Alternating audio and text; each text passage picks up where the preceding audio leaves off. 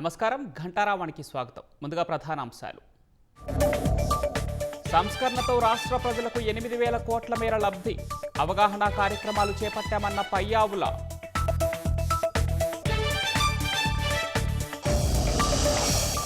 మద్యం కేసులో నిందితులకు రిమాండ్ పొడిగింపు.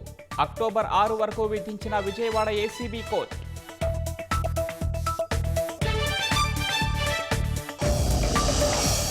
బీహార్లో మహిళా సాధికారత కోసం కృషి చేస్తున్నామన్న మోదీ. ఆర్జేడీ పాలనలో ఆడబిడ్డలకు రక్షణ లేకుండా పోయిందని ఆరోపణ. ఫార్మా దిగుమతులపై అక్టోబర్ 1 నుంచి 100% అమెరికా సుంకాలు. భారత్పై పెద్దగా ప్రభావం ఉండదన్న పరిశ్రమ వర్గాలు. చండీగఢ్ ఎయిర్ ఫోర్స్ స్టేషన్లో MiG-21కు తుది వీడ్కోలు. వీరోచిత సాహస పోరాటాలకు నిదర్శనమని రాజ్నాథ్ కితాబు.